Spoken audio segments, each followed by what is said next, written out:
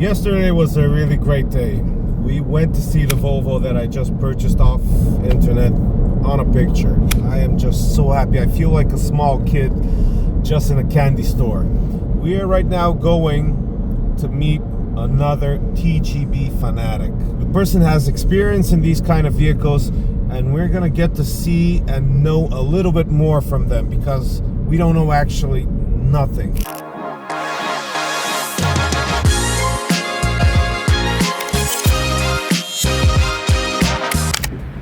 So, getting out of our Camaro, we're gonna see something also really cool. We are here close by to the location where we bought our dream car. We're gonna meet a person that has a couple of those. Been exploring here and there, but she's gonna tell you more about that. So let's go check her out. This is Robin. Hi, nice to meet you guys. Actually known as Overland Robin. She is a big fanatic with TGBs. She does a lot of work on them, and basically she is far ahead before us because we are just starting. So probably we're gonna get some tips and tricks from her. And what do you have in store for us? So today we're going to be driving this Volvo. We're going to do some off-road and test it out on the trails. Awesome. You're gonna show us what this is capable of. Yes, for sure. Yes, We're going to hit some nice roads, and you can drive it a bit as well if you like. Oh yeah, definitely I will do that. Yesterday we tried my Volvo, but we didn't have a lot of luck because we were really out of time, but now I think it's gonna be a lot better to see that. Yeah, I think we should have a nice trip. Wow. These are Land Rover. Yeah, so there's Land Rover mirrors because the Volvo mirrors are very tiny, and then you don't have great visibility. Okay, everything's Land Rover. Just can't believe it. Land Rover, this Land Rover, that was a Volvo. All right, so let's then head out to see where you're gonna take us and have some fun. Yes. All right, let's go for it.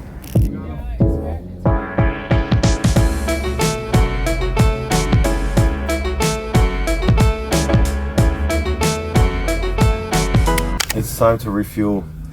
This drinks a lot. It has a serious drinking problem. But who cares? We're gonna have fun. We're saying that the Volvo has a drinking problem. Yes. What are you gonna comment on that? Yeah, it drinks a lot. It drinks a lot. Okay, we're gonna put it in an Alcohol Anonymous list probably, or something like that. Yeah, you stop a lot at the gas station. So basically you're driving from gas station to gas station, and in between you have some fun.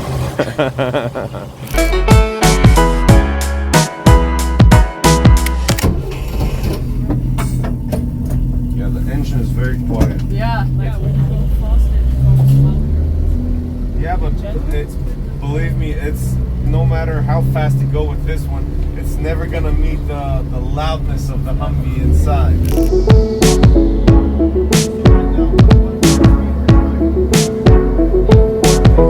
If you want to go off-roading, where's the closest place that you can go and have like fun? And I think you would if you cross into Germany, because we're pretty close to the German border. And otherwise, I think I would just put it on the trailer, and it's an hour and a half, an hour and 45 to get to some off-road.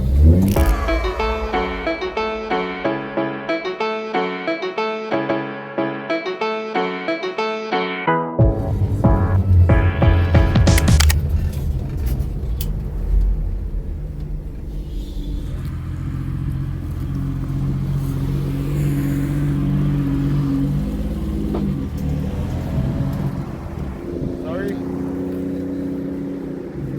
6x6 is really cool, but this is right next to it. It's so cool too.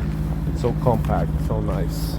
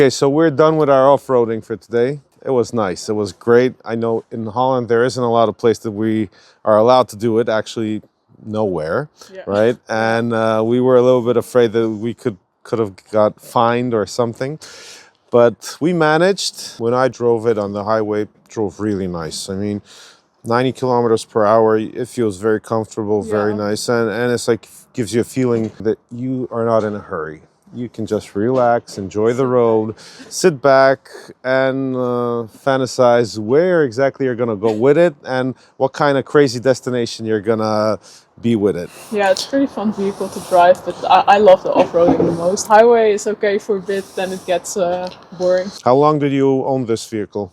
I think 3 months now. 3 months. So not that long yet. Okay, so you don't have a lot of history with it yet? One I have a lot of history with is the one I'm rebuilding now. I own that one for just a year now. Well, then probably go to the next one to see what's the next story for the other one. Okay, we got here one more Volvo. Yes, well, a few more. Oh wow, there are a few more Volvos, not only one. The Volvo here in the front, we only own it for 2 weeks. We picked it up in Germany. Just thought it's really nice because it has the cage and the lights, a winch plate, everything on it. It's in a really nice condition. Tell us about the second Volvo. My dad bought it at auction. It's still completely original. Auctioned here in the Netherlands, or? It's completely original still, the way the military had it. It still has all the medical kits and everything inside. So yeah, this one is completely original. Tell us about the Land Rover then. My Land Rover might be my favorite car. How's it called? The name do you have a name for the truck? Finn. I've been all over Europe with it. This is my first car. Yeah, I had a lot of fun with it. Drove it all the way to Albania. It looks really nice and really good condition. It's a really nice car. Yeah, it's 41 years old now, still in its original paint. The Habitat is 36 or 38 years old, which is still in pretty nice condition. It's in very good condition, but it's old and therefore it's very heavy. So I might rebuild it at some point with something lighter. Make it more compact and, a bit lower, because it's almost 3 meters high. And probably you hit all kinds of trees and stuff and everything. Like I have a window on top once. I hit such a thick branch, I took the entire window off of the car, and I only noticed like way later, and it was raining and stuff, so that wasn't good. So how long have you owned this Land Rover? I think 5 years now. 5 years? Yeah. Do you have an interesting story that you can tell for it? Well, what's the first thing that pops up on your head for it? Initially, I rented the car for a trip to Scandinavia, and I didn't know anything about cars. And then on the way there in Germany, I started having issues because the latch got stuck, which is quite common Land Rover problem. And the other issue was that the engine didn't want to shut off. It kept running, so I turned the key and nothing happens. So, and it was really late already, so I was calling garages, and then finally some vintage garage, the mechanics came back to help me out, and it took them almost 3 hours to get this open. They didn't want to damage it. So it took them 3 hours to get it open, and then there's a kill switch on the engine. You can pull to shut it off. So yeah, that was my first experience with the car, and the mechanics in Germany told me, you know, I wouldn't go to Sweden and Norway. I would just go back home and return the car, but I still did the trip and had no issues. No issues at all. No, and then I came back from the trip, and then the guy was like, do you want to buy the car, you know? And I was like... They said, why not? Yeah, I said, sure. It was a really good price. I was like, This is my dad's Volvo. It's an ex-button called surface truck. It's also one of the few that's actually 12 volt, because all the other ones we have, they're all 24 volts, because they're ex-military. This one isn't. It's also why it has so much rust, because the ex-military ones at some point Volvo kind of galvanized the body. Alu zinc, right? Alu zinc, and with these they didn't do that, so you can clearly see it has lots of patina. But it's a very nice, it does come with a thicker radiator. And bigger ones. And slightly more horsepower. I believe the ex-military are at 117 and these are at 125. See, it has like wipers on the front headlights. So I think you can't open this window. The window doesn't open. Oh. There's no air conditioning, so you're frying like a duck inside. And then this one has been converted to a camper already. It has a pop-up roof as well. Okay. So basically the guy converted it, then sold it, then it stood still. Then someone else bought it, then it stood still again in the garage, and then I bought it. So everything is still, it's all in great shape. It's all good. It just needs a good wash, and if you see underneath like the chassis and Yeah, everything, it looks pretty nice. Yeah, How much miles does it have on the clock? I mean, kilometers? I think it had like 30,000 kilometers. 30,000, so it's not much. No. It looks really good, so like a rally style Yeah, it just needs one. a good clean and some, you know, minor attention. Probably sell this one to someone that wants to. So you don't want to keep it? Nah. Like I'm turning mine, the grey one, I'm turning that into an Overland. In the Overland, and you need only like Land Rover in that. Yeah, and then I'm happy. Yeah. Yeah. Well, yeah, it's like how many cars can you drive? I mean, it's like you can't drive much more. I'm getting to the same conclusion that I don't need so many cars. No. I think definitely you're gonna sell it fast with that pop-up. Yeah, like a lot of people are interested in that. Like I'll make it look nice and everything, clean it up. Yeah, just one power wash and Yeah. it's ready to go. So what's this? You have all kinds of 4x4s and really cool trucks, but this is something completely different. Like it's like from another dimension.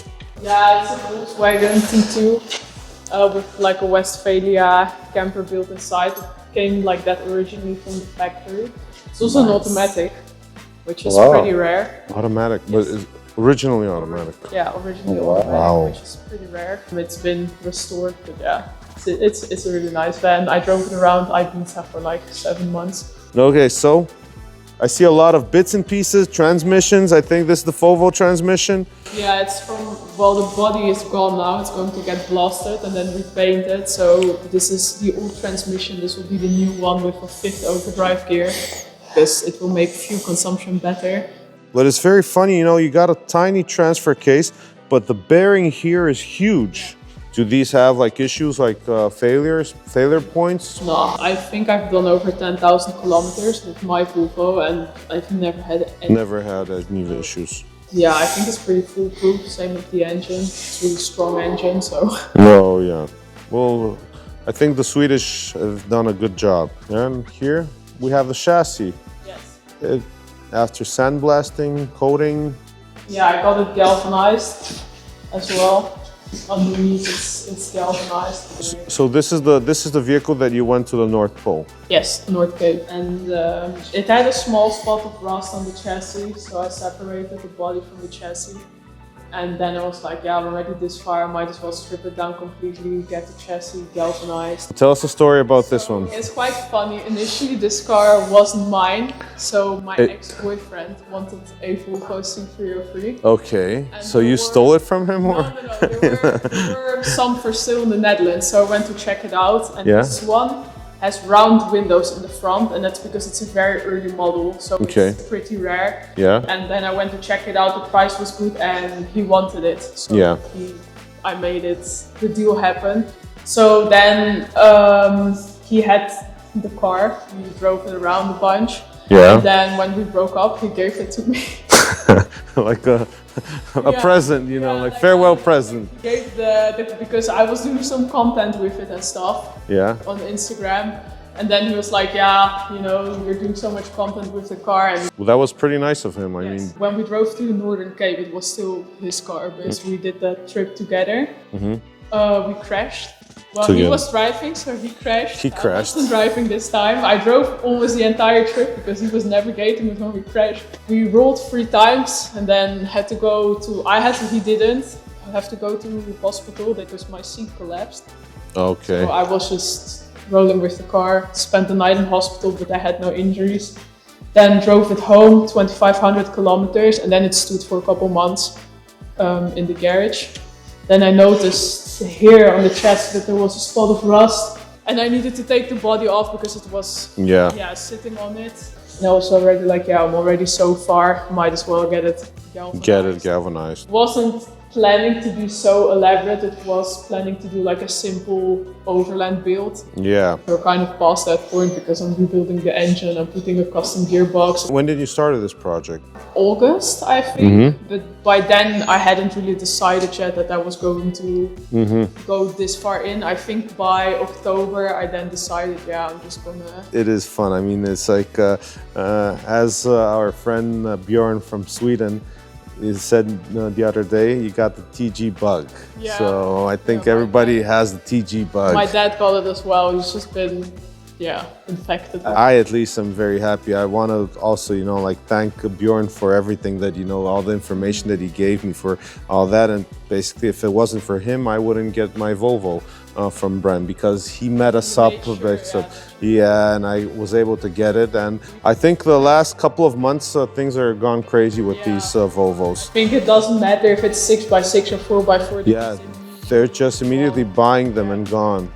Also, when we picked up the barn find that was still completely covered in primer, like people were messaging me like, oh, can I buy it? Can I buy it from you? And I'm like, yeah, it needs new carbs and springs and stuff. I don't care. I just want the car. Just want the car. Yeah. So probably that means that I gotta very soon get a 4x4 before they're gone totally. Yeah, before they're all gone. Okay, but I'm not saying that on camera. I'm not saying that on camera. You've never heard of it. Just cut it off. Cut it off. Well, I hope that it's gonna soon become something, and it's gonna be a total vehicle. You're able to come to the Balkans. You know, you are welcome to come over to see us, see the workshop and everything. And also the Volvo, probably we can also do some off-roading and all that. We can just test them. Even we can do like, take the Humvee and take the Volvo 4x7, see which one performs better. Volvo for sure outperforms the Land Rovers.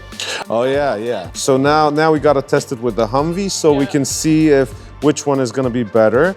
Either the Humvee or Volvo. I have, you know, like some suspicions that probably the Volvo could do better, but I'll drive the Humvee and I'll make sure it's gonna do better than the Volvo. Well, Robin, thank you very much for everything and for your hospitality. And I really hope that soon you're gonna come to Bulgaria with a running truck and we can do some off-roading together. Awesome. So, this is our TGB experience, and I'm more than happy that we were able to see all these TGBs, see our project that we're getting to build. I'm not saying for what I'm building it yet. So soon we're gonna have things running and having fun in the mud.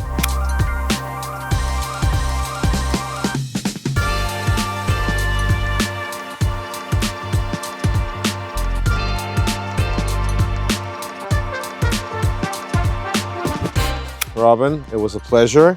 So please check her Instagram profile if you're interested in more Volvos, her YouTube channel. Everything is going to be down in the description. It was just a splendid time being together with you. And again, hope to see you soon in Bulgaria, off-roading in the mud. Your attention, please. For security reasons, I can say that our trip in the Netherlands is officially over. Mission success. We got a TGB.